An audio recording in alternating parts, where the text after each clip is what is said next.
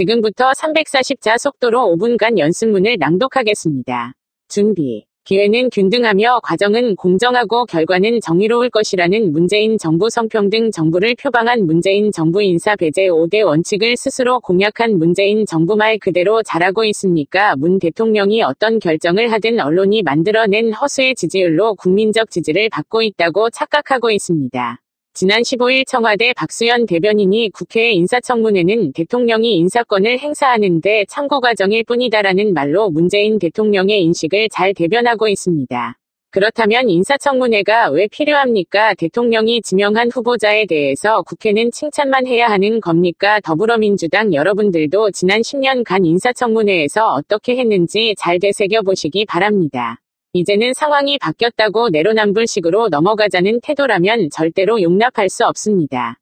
국민들 사이에는 문재인 정부의 초대 내각 인선에 대해 응고 전부 다 고위공직자 5대 배제 원칙은 5대 통용이다. 대학은 참여연대를 나와야 한다고 회자되고 있습니다. 문 대통령이 대선 기간 중에 누누이 강조했던 적폐청산이 개혁정치 아닙니까? 그렇다면 내각 후보자 인선 또한 개혁적 인물이 필요한 것입니다. 나와 코드가 맞는다고 어떤 흠집이 있더라도 용서가 되는 것입니까? 투철한 국가관과 청렴성, 도덕성, 전문성을 갖춘 국민이 공감하는 인물이어야 합니다. 안경환 전 법무부 장관 후보자 탁현민 청와대 행정관은 여성비하 표현으로 논란의 중심에 섰습니다. 페미니스트 대통령이 되겠다는 문재인 대통령의 대통령 직속 성평등위원회 설치와 내각의 30% 여성 기용 등으로 성평등 정부를 표방을 하는 대대적으로 선전을 하더니 인사에서는 이런 공약과 역행하는 이중적 잣대를 적용하고 있습니다.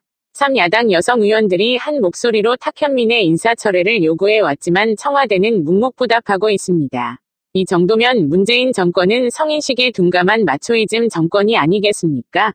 민주당 여성 의원님들께도 묻겠습니다. 과거 한나라당 새누리당 시절에 연루된 성과 관련된 논란에 대해 우리가 여성을 대변하겠다며 사과하라 물러나라 총공세를 펴던 그 용기는 다 어디로 갔습니까? 추미애 더불어민주당 대표님 2010년 한나라당 대표의 여성 성형수술 관련 자연산 발언 당시 민주당 여성 의원들과 함께 성희롱을 솔선수범하는 당대표는 공당 대표로서의 자격이 없다라고 하지 않았습니까? 당시 한나라당 여성 의원들에게 왜 침묵하느냐고 다그치며 반문했던 분입니다.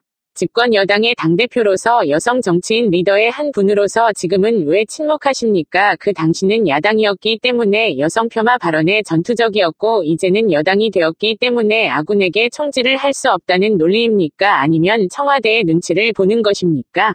탁현민 행정관은 임신한 선생님들도 섹시했다라며 신성한 모성을 모독하고 여교사들에게도 심한 모욕감을 주고 있습니다.